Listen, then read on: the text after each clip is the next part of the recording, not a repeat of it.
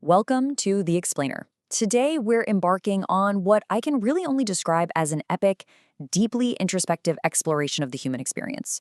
We're going to look at this profound philosophical synthesis that actually bridges ancient wisdom with modern tools for personal transformation. Specifically, we'll be drawing from the framework laid out in 12 Steps to a Good Life. We are going to map out the ultimate inner journey, and it's a journey that forces us to look closely at who we are, where we're going, and the fundamental reality of the universe we live in. So let's jump right in. Okay, let's dive into this with a hauntingly beautiful quote from the philosopher Boethius. Picture this. The year is 524 CE. Boethius is sitting in a prison cell waiting for his trial and his eventual execution. The walls are literally closing in on him. Yet, in his famous work, The Consolation of Philosophy, he doesn't write about despair. Not at all. Instead, he reaches this realization of profound, unshakable peace. He invokes the highest good, writing, one, the guide, the traveler, the pathway, and the goal. Just pause and think about the weight of that for a second. From the depths of a dark prison cell, he realizes that the journey and the destination, the seeker and the map, they are fundamentally the exact same thing. This incredible insight is going to be our narrative springboard today as we figure out exactly what that means for you and me. Section 1. The Traveler. Facing the Perennial Struggle. To really wrap our heads around Boethius's realization, we first have to identify the traveler. And spoiler alert, that traveler is you. It's us. It's anyone who has ever felt that persistent ache of dissatisfaction and decided it was time to look inward. Have you ever noticed recurring problems and patterns in your life?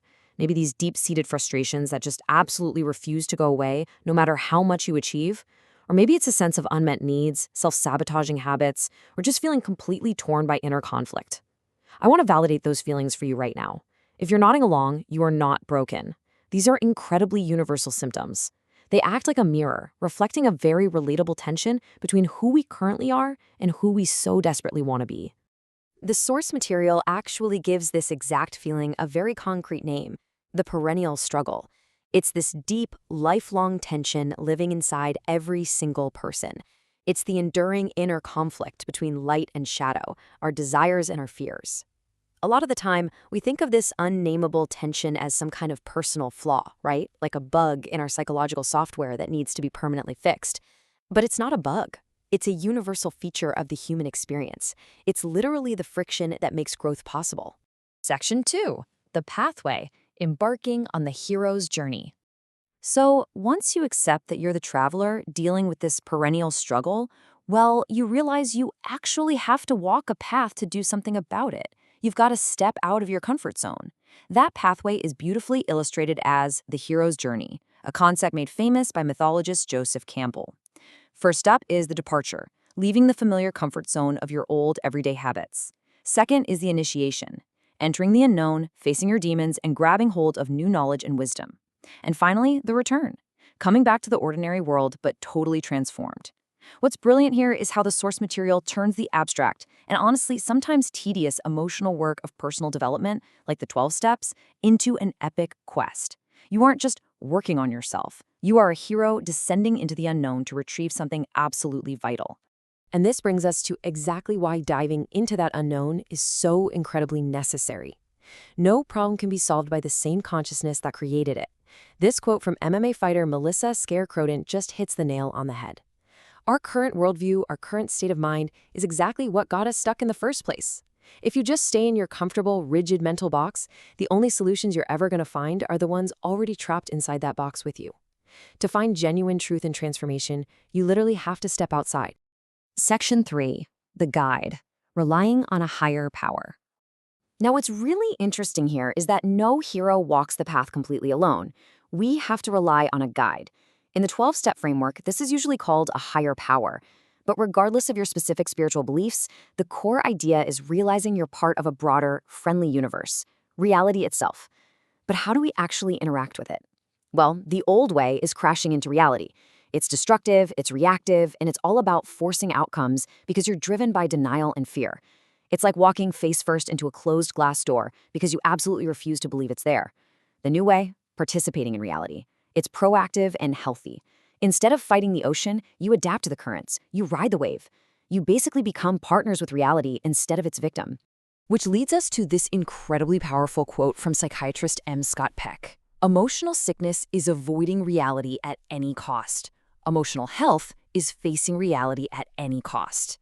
The ultimate purpose of the guide, whether you call it a higher power, the Tao, or simply truth, is to give us the guts to face reality squarely and authentically. The guide isn't going to magically wave a wand and fix your problems. The guide illuminates the terrain so you can walk it without tripping in the dark. Section 4. The Goal. Cultivating a Good Life. So where is this all leading? A lot of times we think the ultimate goal is just happiness. But happiness is kind of a fleeting thing, isn't it? The true destination is a good life. Happiness is just a byproduct of living that good life. And notice what's required here. There's absolutely no promise of constant euphoria. A good life is free of magical thinking and those empty feel-good platitudes. Instead, it's about knowing how to deeply self-reflect. It's about making honest, grounded decisions. It's having the capacity to deal with grief, pain, and hardship without completely falling apart.